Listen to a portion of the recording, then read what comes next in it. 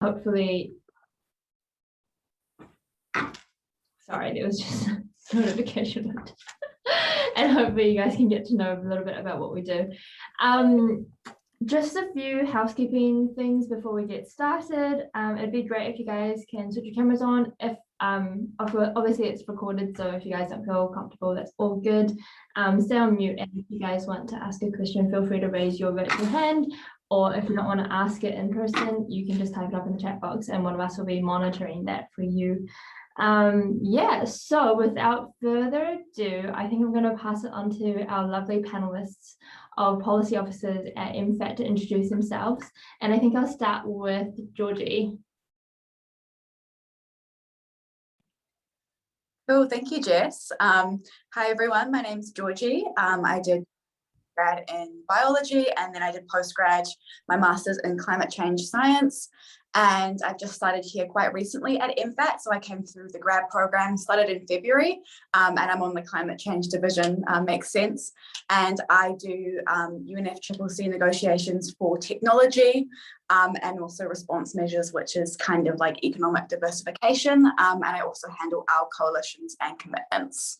And yeah, I'll pass straight on to Chelsea, seeing as she's right here and she's on my team. Morena, I'm Chelsea. I am a policy officer at Mfat as well. I started in November last year, and I did my undergraduate in politics and sociology, and then I was an intern with the UN Environment Program and then a consultant with them. And now I'm here also in the climate change team. I do UNFCCC negotiations on climate finance, and as well as some of our sort of domestic climate finance flows. And I'll pass on to AJ. Kia ora koutou, my name is AJ. I did my undergrad in biology and physiology and have been with Mfat for about 2.5 years now. Done a few different things, started off on the development program, working mostly on infrastructure in the Pacific. And most recently have been on sort of Europe issues, currently on Russia-Ukraine situation. Back to you guys, Jess and Tara. Tara? Hi, so I'm Tara. I did my undergrad at Aotearoa in environmental management and politics, and then did postgrad in environmental management. And like Georgie, I just started at the ministry in February, and I'm in the partnerships team working on our relationships with NGOs to deliver aid in the Pacific and Asia. Awesome. And I am Jess. I'm also a policy officer. I've been at Mfat for nearly 2 years. I currently sit in the humanitarian team working on all things Pacific disaster response related, which is really, really awesome and rewarding work. In my undergrad, I did a science degree majoring in biology and environmental science, and also conjugate with law. So that's a little bit about us.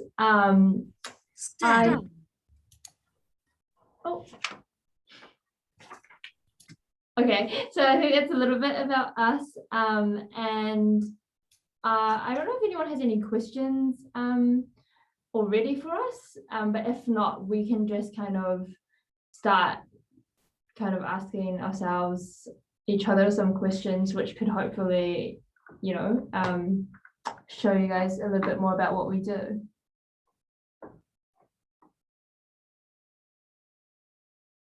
Right, no takers. So maybe I'll point this to the panel first, but what do you think is the coolest thing that you have done at Mfat so far? And I think, Jay, you can start this off because you've been here the longest. Sure. Yeah, no, happy to start it off. I feel like I've done quite a few cool things. I've been quite lucky.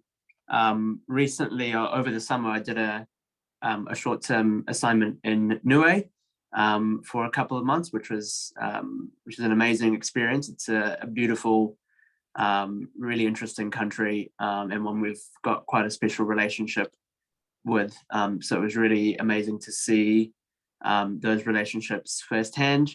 And to learn more about that part of the world, and what we do there on the sort of development program, and you know, in terms of our political relationship and all of that and more, basically. So that was a really amazing and special experience. Awesome, thanks, Jay. Tara? The coolest thing, I've just started working on some climate financing and how we can partner with NGOs to make sure that they're part of the equation and that, yeah, money is getting right through to the grassroots level. It's awesome. Chelsea, since you also work on climate financing. Sure. As I said, I've only been here since November, but it's been really cool. I spent a couple of weeks dealing with the Ukraine response, where I was seconded sort of out of my team into a different role for it temporarily. And then Georgie and I both are currently getting ready to travel over to Germany in June for a climate negotiation. So that's pretty exciting. Yeah, I think that will probably take the cake once that happens. But other than that, I think since I've been here, maybe I worked on the Prime Minister's trip to Japan and Singapore, and on the climate agreement for each of those two countries.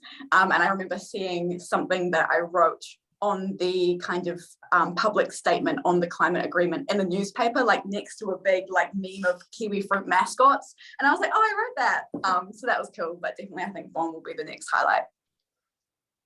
Oh, that's awesome. I guess personally, it's really cool being able to kind of get in the real like operational side of delivering aid in the Pacific. So that's kind of working really closely with all of the other government agencies and, for example, the New Zealand Defence Force to basically buy a lot of stuff that our neighbouring countries need when a disaster hits, and being able to see and plan and get all of that stuff there. And I think, you know, that kind of humanitarian work is so rewarding that it's like every day is pretty cool in that sense. Cool. So I guess how did you guys all end up at Mfat is a great question, because I think a lot of people coming from STEM backgrounds probably won't consider, like, let's say, Ministry of Foreign Affairs as a career path. Maybe we'll start with Chelsea and Georgie. Yeah. I can start off with this because I think, like, maybe a few of you guys, if you're doing STEM backgrounds, I never saw myself in policy. I didn't even know what that was. I was just like, policy? That's just like, I don't know, boring writing or something. But I thought I was going to continue on with science and probably do a PhD and do research, because that's kind of what happens when you're in a science field. That's kind of where they direct you. But I think looking back, that wasn't kind of what I wanted to do. So I think if you're somebody in science that's generally interested and passionate about science, but you're not sure if you want to kind of go into that research, that kind of field. How I ended up here was studying climate change from the science background, and then I always wanted to be like, oh, but what can we do about that? And then that led me on to looking into policy. And honestly, I don't know, I just flicked in an application for the grad program. But I'm really glad that I did, because when you work in a space like Mfat or policy or government in general, you kind of have the ability to change the things that you're passionate about. So yeah, I'll hand over to Chelsea. Well, I do have a politics and sociology background, but I definitely leaned really heavily into the more sort of research project-based stuff towards the end of uni and when I first got out. I didn't really see myself ever being sort of in an office. I really saw myself doing research. But again, similarly, it was the more I understood where you could make a meaningful difference, and the more I understood how that sort of high level work could actually affect people on the ground more than maybe what I thought had planned, was when I started thinking about coming back on over to the politics side and the policy side. Awesome, thank you. Jay? Yeah, like others, I really hadn't thought about policy or the public sector more broadly at all when I was studying. For me, science is something I've always been quite, interested and passionate about, but I quickly realized that I wasn't as interested in the heavy research PhD route, and for me, I quite enjoy jumping between different things, and I get bored easily, and so this role is really amazing, because one of the great things about the grad program and as a policy officer in general at Mfat is that every 2 or 3 years you rotate to a completely different role. So like I said at the start, I started off working on infrastructure in the Pacific, and then I went to sort of Niue for a few months, and now I've been working on the sort of Russia-Ukraine situation. In a year's time, who knows what I'll be doing. So that's really great for me, and that's why I sort of enjoy it and why I applied. Thanks, Jay. Tara? So I did my undergrad in environmental management, but also did politics. And in my last year of undergrad, I applied for the Mfat grad program, but I didn't get in. So I was like, oh, it's going to have to be a pipe dream. let's carry on with environmental management. So I did my postgrad in that and thought I'd go on to be like an ecologist consultant or work in that field. But I thought, oh, I'll just apply for the grad program one more time, and here I am. So yeah, that's how I ended up here. Awesome. So I guess quite different to I guess the rest of the panelists. I was quite lucky to be able to do an internship at Mfat before starting as a grad.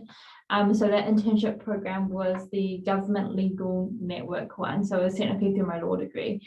And so that's one of the routes if you are looking for internships, or if that's something of interest, that's one of the many internships you can do over summer. The other internships is the Aotearoa internship, the VACA internship, which are targeted to Māori and Pacifica students that are directly run out of Mfat. And the other government-wide ones include Te Patai, health and safety, and also the government legal network one that I just mentioned.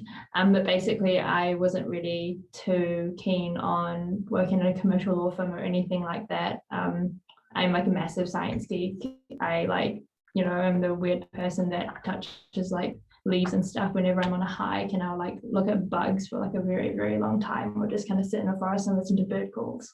And so, there's a lot of kind of at law school, you do clerkships and whatnot in the second to last year of school. And so that's kind of how I was like, okay, I don't want to work for a law firm. I just want to see what else there is. And so I think the public sector was to me, and I was like up in Auckland, there isn't much of a kind of like, oh, you can work in the public sector vibes. I think it's very like private sector focused. So yeah, I kind of applied, and then I got placed at Mfat, didn't know what Mfat was. And I was like, cool, this is interesting. And then obviously COVID happened, so having a job was really good during a pandemic. So that's why I applied for the grad program. And then, and here I am now. So yeah, I think I never thought that, during my science degree, I was, set on doing a master's, keeping on doing research. But I guess an opportunity like this came around. When I was an intern, I worked on climate change litigation research, which was a really great marrying of my law and science backgrounds. But also there's a lot of beauty in the ministry, because you'll be like rotated around, like what Ajay said, and you get to learn all sorts of different things about how the world works. Like I never thought that I'd be able to work in the humanitarian sector, and I just got placed here. Can't say that my law or my science background directed me to humanitarian, unlike, for example, Georgie and Chelsea, where they actually, have the climate change background and they're in the climate change team. But I think that's really cool. And maybe in, a couple of years' time, I'll go work in trade, or I'll go work on like a bilateral desk, or I might be able to work in an embassy overseas. And I think that's the beauty of working in a ministry like ours. Sorry, that was a long spiel. The next question is there anything that surprised you when you joined Mfat?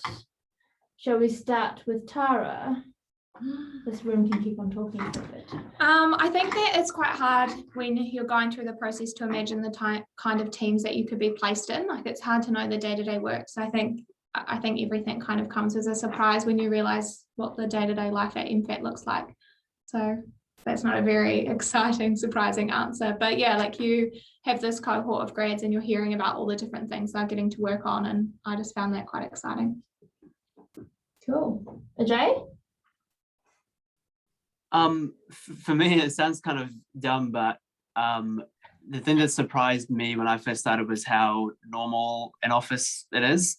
Like I'm not sure exactly what I had in mind, but you think Ministry of Foreign Affairs and Trade, and there'll be all sorts of like weird stuff around, and there's cool things around, but at the same time it's also just an office space, so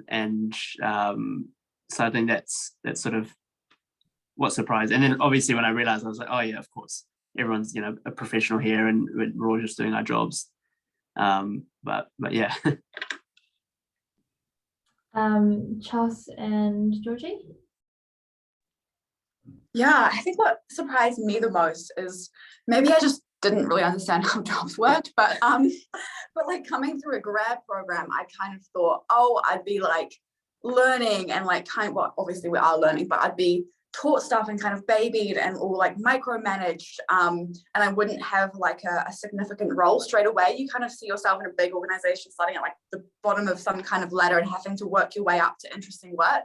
But like at Mfat, you're put onto a portfolio or a desk straight away. So you're kind of let and given responsibility to do things straight away. For example, me and Chelsea have both been here for 6 and 3 months, and we're going to Germany. So that's kind of crazy, obviously with support, but I think it's a good place for if you want to kind of do things straight away.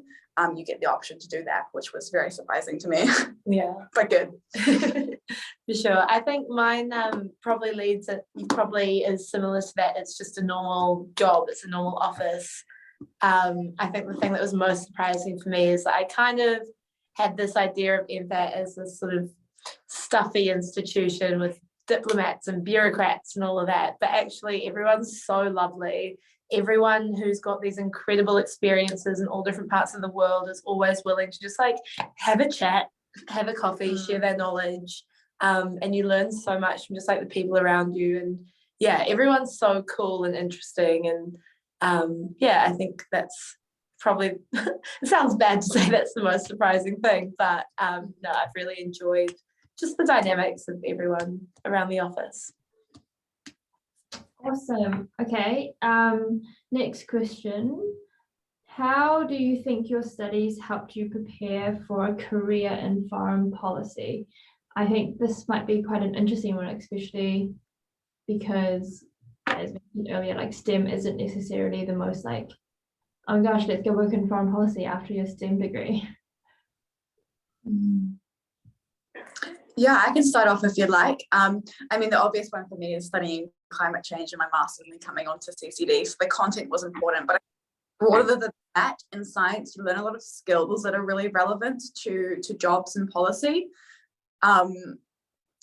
Things like critical thinking, research skills, analysis skills.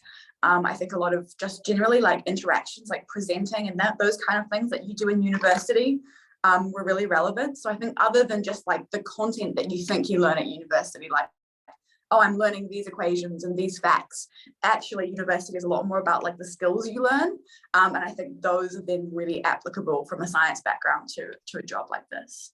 Do you think anything else? Yeah, I think same thing. It's those problem solving skills, it's those critical thinking skills.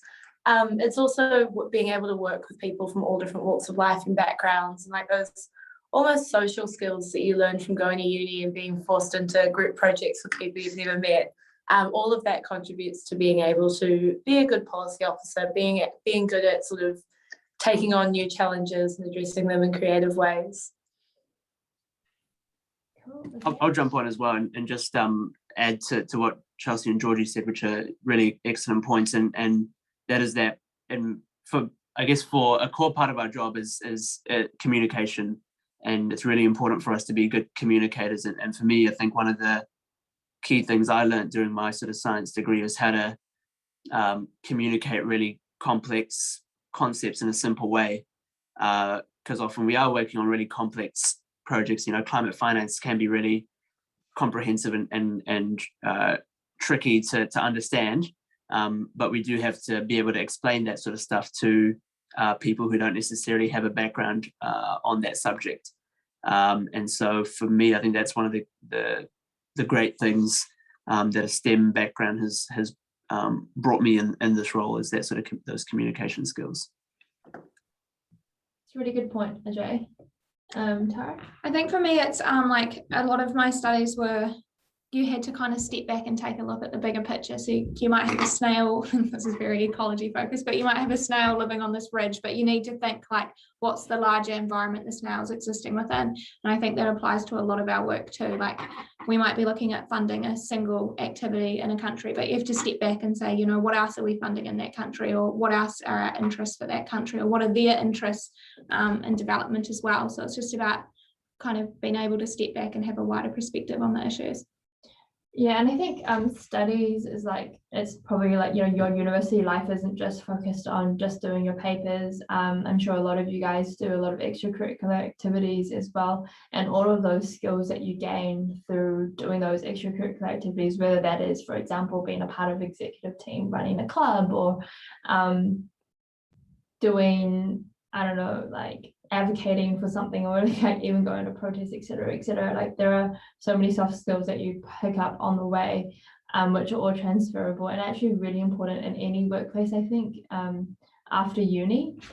Yeah, and I think maybe there's a misconception that everyone has to be like super extroverted and outgoing and bubbling if you want to work in foreign affairs. That is definitely not the case. I feel like a lot of the building are introverts, but as Ajay said, people are, good communicators. They're able to kind of work collaboratively together, and be able to produce some really amazing work supporting our ministers and a lot of like advancing New Zealand's interests overseas.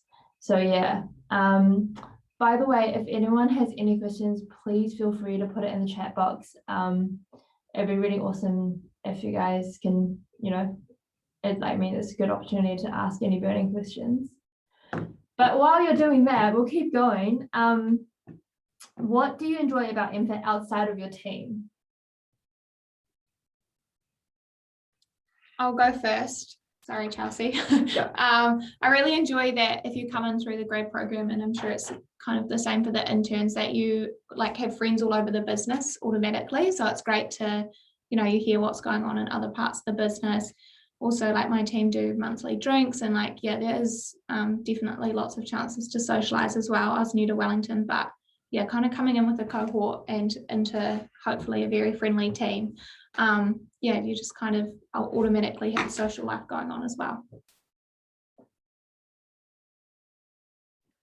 I was going to say something very, very similar to Tara, in that it is very social, but even down to little things like you can pop into the lunchroom at whatever time and there's a group of people doing the Dominion Post quiz, and or like everyone, there's always sort of Friday afternoon drinks, or there's always people going for coffees and going for lunches, and it's a really social, and you're encouraged to get to know people.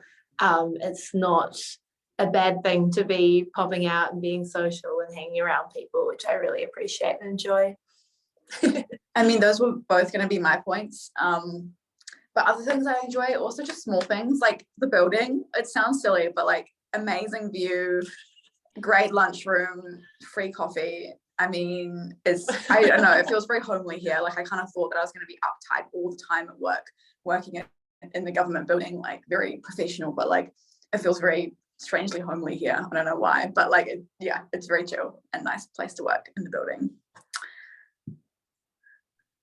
Just to, I guess, say something different from what's been said. One of the things I really like is just hearing from all of our embassies and high commissions and consulates around the world about what's going on there, and we get, because they're in the thick of it, they're able to provide really in-depth, almost personal or sort of how do I say it, quite real kind of information about events that are happening and all those sorts of things. So I just love it. It's like a massive newspaper that's really I guess in depth and based off of the relationships that people have made around the world, which is always interesting stuff to read. Awesome. I think another cool thing about Mfat is there are a lot of amazing staff networks. So there's, for example, the Baka Pacifica network, there's the Palmoli network, the Rainbow network, the Ethnic network, and through that network you have the opportunity to meet all sorts of people who can also kind of like relate to you and kind of go through the same, I don't know, you can share the same struggles or share the same wins together, and that's really awesome. It really does add to kind of like the whole, I guess, homely feeling that Georgie, Chelsea and Tara kind of touched on as well. It's really awesome that you can kind of connect with people that are completely outside of your team, but also just kind of, socialize and get to know them more and get to kind of know their journeys. Yeah, so great support networks, which is great. We've got a question on the chat box, which is, what is the application process for the grad program? To start off, we have already concluded this year's round for our graduate intake. There usually is a round every single year, so definitely do have a look out for the round opening next year. But the internship applications are yet to be opened, so if you are looking to apply for an internship, definitely check out our website. But in terms of the process, who wants to take this one? Is it worth just quickly, I guess, describing the difference between the sort of policy officer route and the specialist route before we get into that, if someone wants to talk about that? Yeah, so basically, does anyone want to take it, or should I? Take it away, Jess. All right. So basically, one of the main ways to get into Mfat is through the graduate program, which is the foreign policy route. That's basically a route where you will be kind of like a generalist staff, where you'll go into this rotational system and you'll spend about like 2 to 3 years in every single team that you're in, for example, and then you'll rotate to a different part of the ministry, or you'll rotate to somewhere offshore, etc., etc. So the whole entire point of that is for you to become a generalist, for you to be an all-rounded diplomat for New Zealand. There are also other ways to get into the ministry, which is through the specialist route, and for example, those may be the lawyers, the people who support us in the service centre, the advisors in the development program, for example, in like a very specific area. So for example, we have a lot of engineers in our infrastructure and energy team in the Pacific Development Group.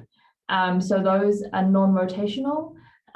So they don't have to hop around a new team every second year or so. And that's through a separate application process. All of the jobs will be listed on our website as they come up. But yeah, so those are the main 2 ways to get into Mfat. And grad program, anyone? The application process. Yeah, so me, Georgie, and Tara, I think most of us, if not all of us, came through the grad program. I do want to say that particularly in the climate change team, we have quite a few specialists, and they are just full of knowledge and wonderful and great. Lifesavers. But in terms of the grad application process, it starts way earlier, it starts really early in the year, and there are quite a few different steps. So it starts off with the online application, and they'll ask you just to sort of note down your like key background areas, your experience,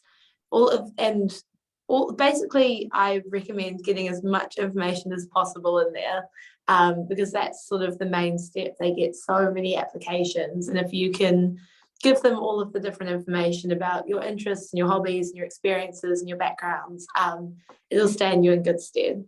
But then following that, there's a couple of different steps that you go through, and correct me if I'm wrong, because I can't really remember, but it starts with cognitive testing. So like a lot of the other grad programs, they test your sort of problem solving skills through one of those online tests. And then you go on to do a written assessment. Video and then written. So there's a video interview phase where you get a bunch of questions and you have to record yourself giving the answers to them. And a lot of them are sort of your general interview questions about how your experience ties into Mfat, or what you think Mfat's priorities are, etc. And then you do a written assessment. So you'll be given a certain amount of time to write a sort of piece of policy advice, or a piece of just a couple of 100 words about a specific topic. For example, the one that we did was about how COVID would impact face-to-face diplomacy and what New Zealand's steps should be going forwards. After that, if you manage to get through, then there's the panel interview, where you'll be interviewed. I believe next year they're aiming for face-to-face. Ours were virtual because of COVID, but it's an interview with a couple of current people at the ministry, and then from there you get your offers. So there's quite a few steps, but I think that's similar to lots of graduate programs. And I'd really recommend like putting quite a bit of effort into it, because I think that really shows. Yeah, anyone else have anything on? Add some of the requirements and stuff as well, which is that you just need a bachelor's degree of any major. It does not have to be a law or politics. And obviously we're here talking about our STEM backgrounds in particular. So it's really just about how you can show what your experiences through your degree have sort of taught you, like we were talking about the skills that you've learned, but also your experiences outside of university, whether that's through family or your community or other sort of groups and activities. They're all equally valid and important. It's really just about how you are able to talk about what you've learned through those experiences and how that's going to help you in the ministry. So yeah, bachelor's degree of any major. I'm trying to remember what some of the other requirements are. I think is a minimum 3 months work experience of any sort. It does not have to be a policy related or government related work experience. It could be any sort of role anywhere. You don't have to be an A+ student either. I think my bachelor's degree, I had a sort of C+ GPA, so definitely not a requirement to have top grades. And you need to be a New Zealand citizen or That's right, yeah. able to get citizenship, and that's just down to being able to obtain and maintain a national security clearance.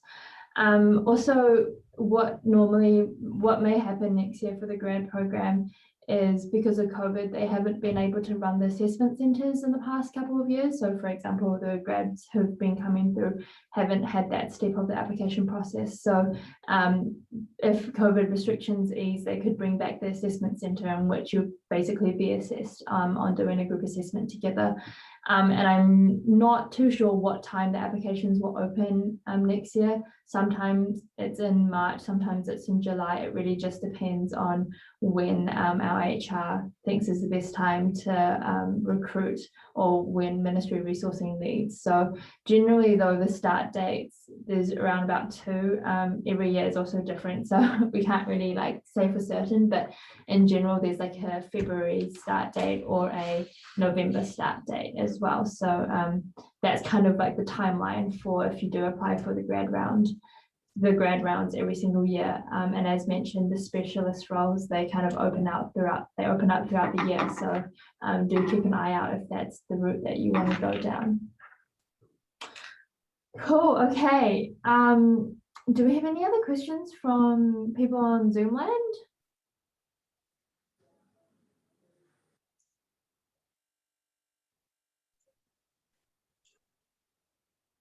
Okay, all good. I think shall we end on a myth buster? Why do we end on this question? What is a common myth or perception about getting into or working at Mfat?